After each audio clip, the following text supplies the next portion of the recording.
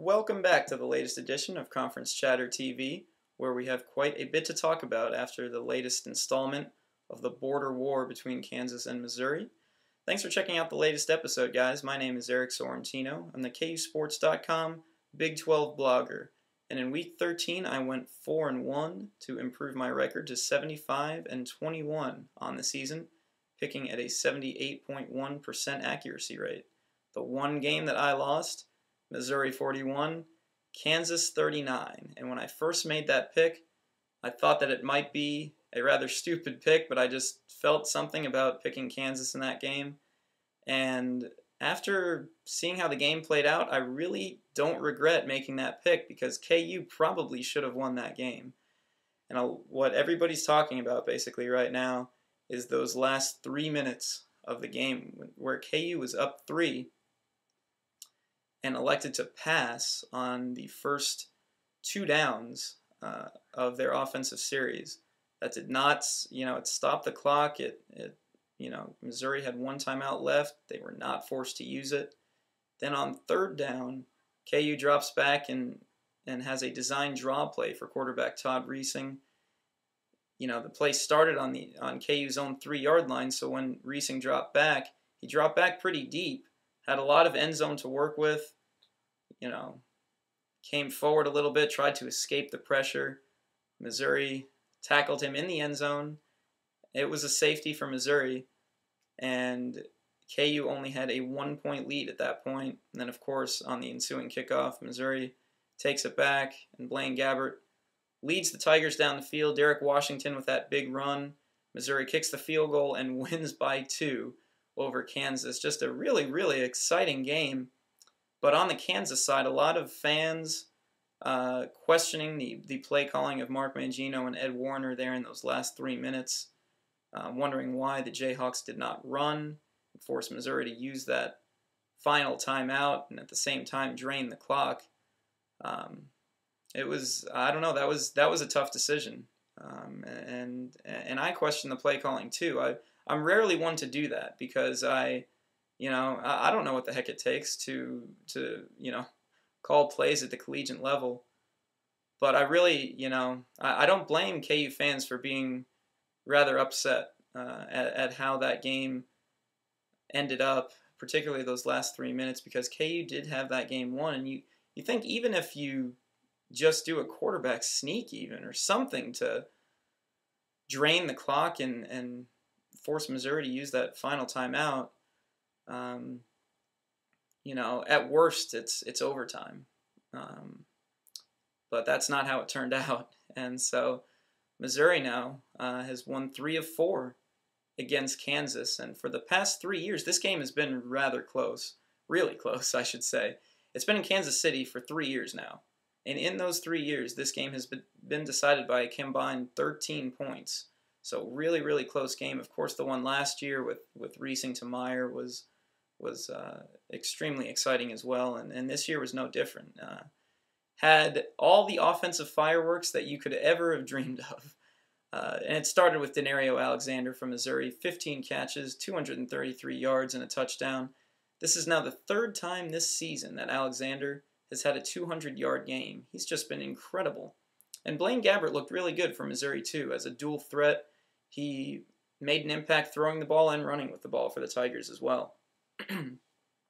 For Kansas, you had Desmond Briscoe, 14 receptions, 242 yards, and 2 touchdowns. He went crazy. He did have those 2 fumbles, though, that, as he mentioned, turned into 14 points for Missouri.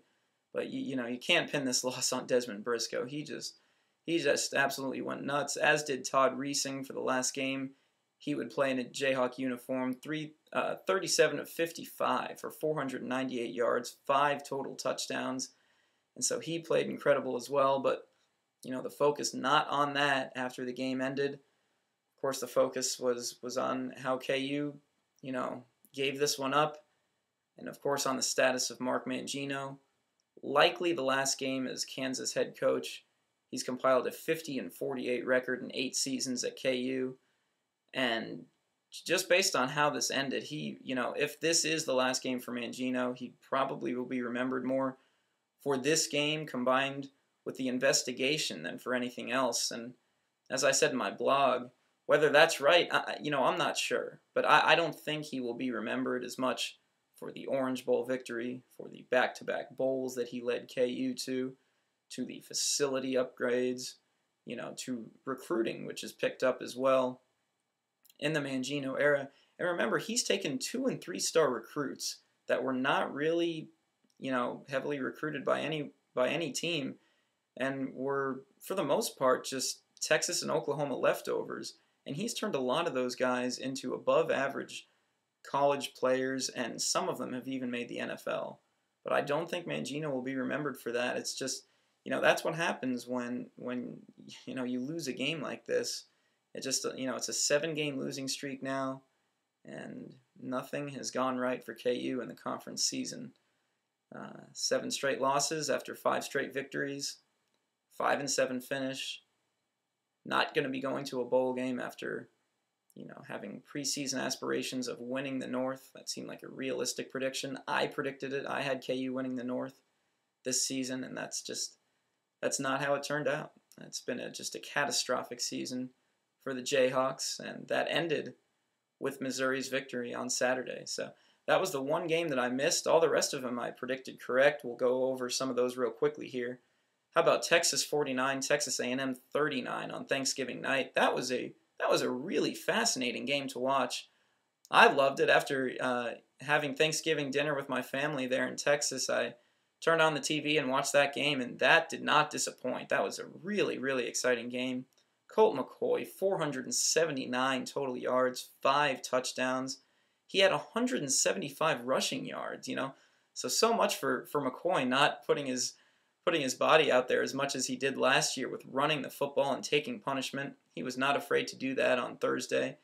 And how about that signature 65-yard touchdown run? I remember watching that, and my folks were saying, wow, we didn't realize Colt McCoy was that fast. When he got into that secondary, he outran everyone, in the Texas A&M secondary. A lot of those guys are pretty darn fast, but Colt McCoy, that was just an unbelievable run. He had a great game. And how about Gerard Johnson? I mean, A&M lost, but this guy had a great game. The quarterback for the Aggies, 342 yards and 4 touchdowns. And he was more accurate than McCoy was in this game. And of course, when you think of the most accurate quarterbacks in the Big 12, to me at least, it all starts with Colt McCoy. But Gerard Johnson had a great game, and A&M, for how young they are, I think they're going to be a team that's going to be on the rise next year. It's probably why they were so inconsistent this year. They start a bunch of freshmen and sophomores, but when they play well, they really do play well. They were in this game the whole time against Texas, could have won it, but just too many turnovers in the end there. And that's what happens when you have a young team. But I think in this next year or two, Mike Sherman really can take this team to the next level. And that next level is going to be, think Oklahoma State this year, Texas Tech last year, maybe not quite to Texas Tech last year, but I think A&M could potentially make that leap here in the next few years. I don't think they're on the level of Texas or Oklahoma quite yet, but they could be one of those teams that has the ceiling to finish third in the Big 12 South, which these past couple of years, that's not halfway bad. So we'll see how it plays out, but I'm impressed with what A&M has for the future there. Other games, Oklahoma 27, Oklahoma State nothing. The OU defense was dominating from the start. They limited Oklahoma State to 109 total yards, and that's the reason I picked OU. For all the struggles they've had away from Norman this year, they are undefeated at home and 66-2 all time at home under Bob Stoops. That's pretty much why I picked OU to win. They were in Norman, Oklahoma, and they came out with a nice victory over Oklahoma State. Then we had Nebraska 28, Colorado 20. That was a game on Friday. Huskers with a nice lift from freshman Rex Burkhead, who carried 18 times for 100 yards and a touchdown. And then finally we had Texas Tech 20, Baylor 13. Not a surprise there. Texas Tech edging the Bears for the victory. So that should do it, guys. I appreciate you checking out the latest edition. I will be back again this week to preview the Big 12 championship game between Texas and Nebraska. Thanks a lot, guys, and have a good one.